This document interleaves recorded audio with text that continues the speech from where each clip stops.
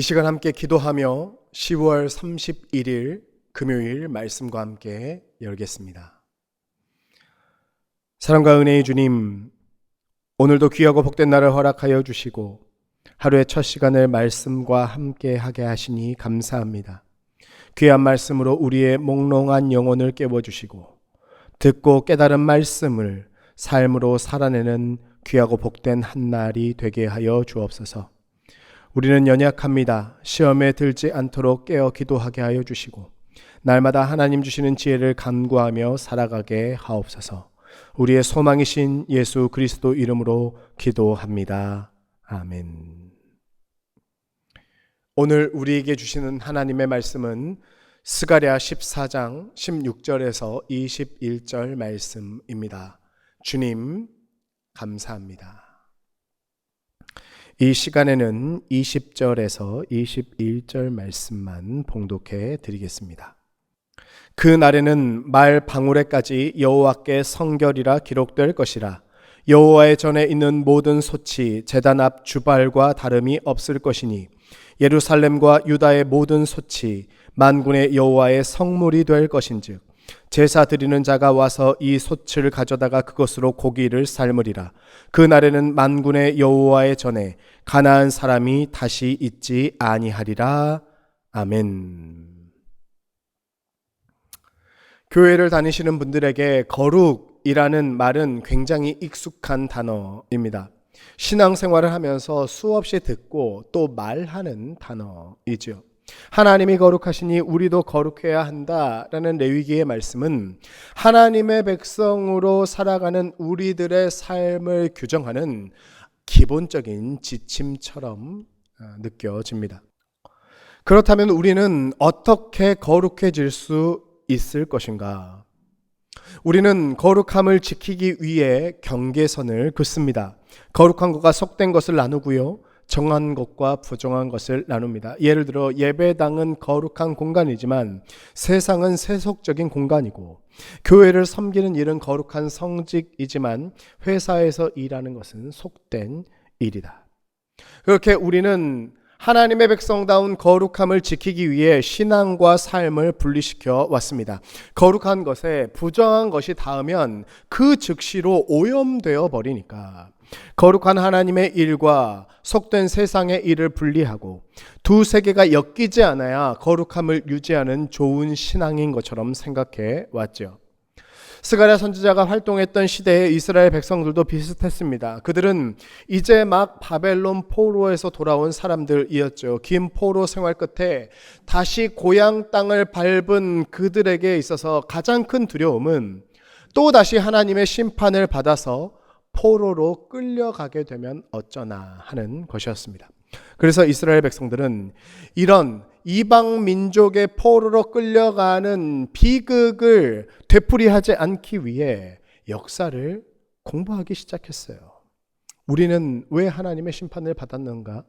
왜 그토록 영광스러웠던 예루살렘이, 성전이 이처럼 참혹하게 무너졌는가? 그리고 그들이 내린 결론은 하나였습니다. 우리가 하나님의 명령대로 정결하지 못했고 거룩하지 못했기 때문에 심판을 받은 것이다.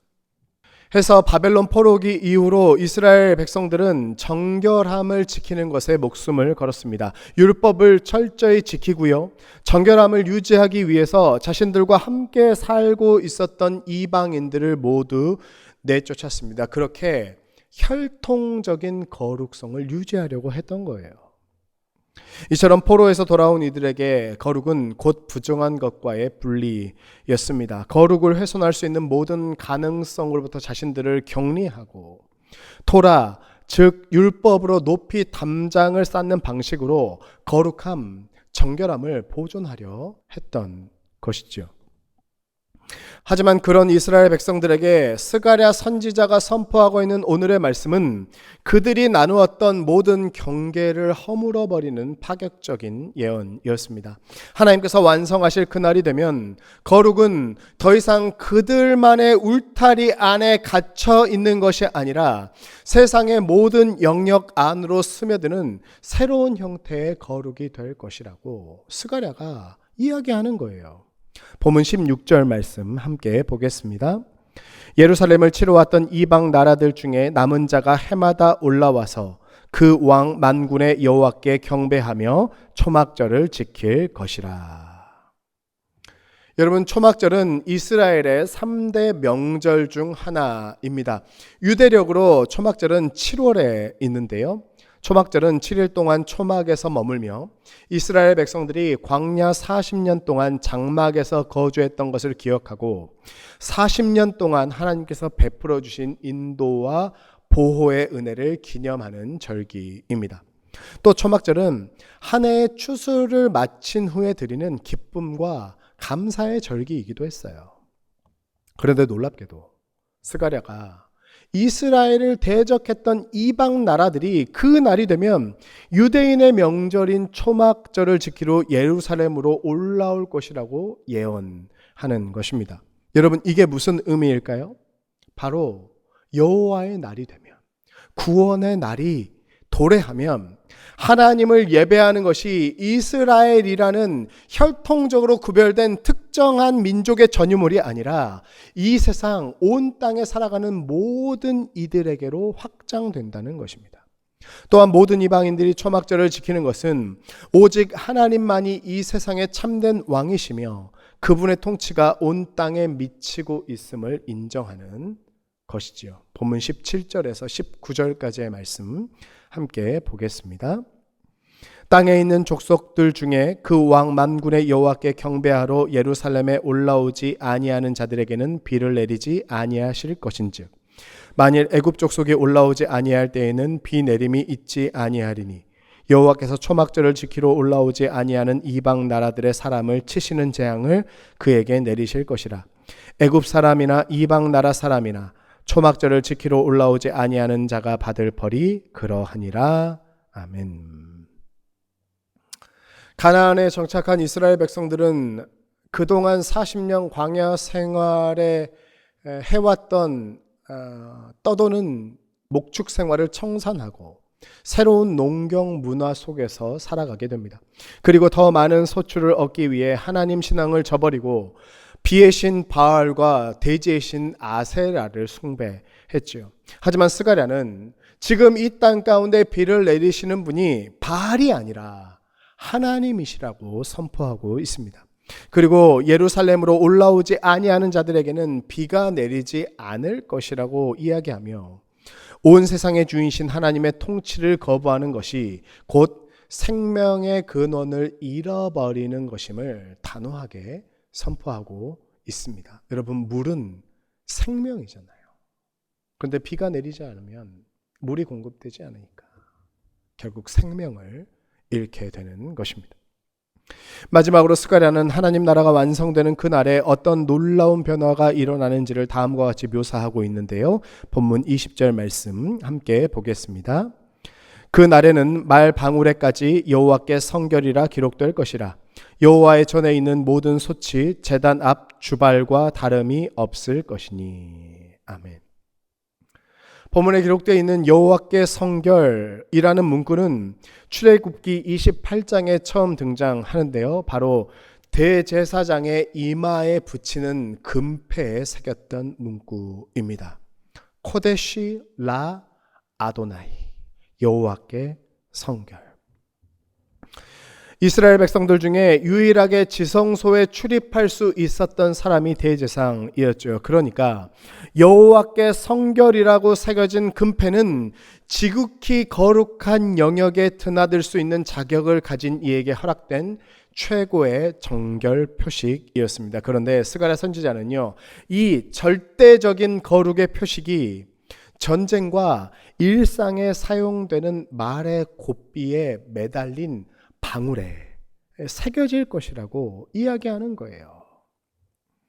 여러분, 말 방울은 성전의 기물처럼 거룩하게 구별된 것이 아닙니다. 일상생활 속에서 덜어는 먼지가 끼게 될 수 있고, 혹 그 말이 전쟁의 징집이라도 되면 사람의 피가 묻을 수도 있는, 굳이 이스라엘의 율법의 기준으로 따지면 속되고 부정하는 물건입니다. 그런데 그 말방울에 거룩의 최고 표식의 문구가 새겨진다는 것이죠.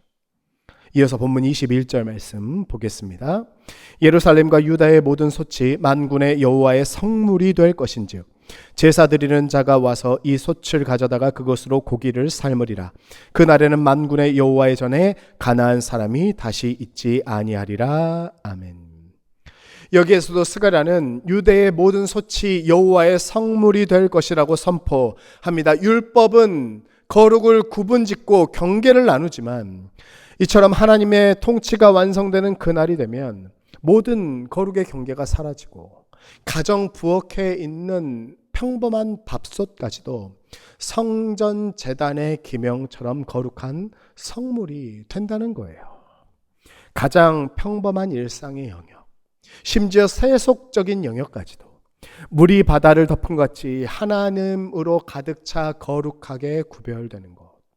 여러분, 이것이 오늘 스가랴가 보여주는 하나님 나라의 청사진입니다.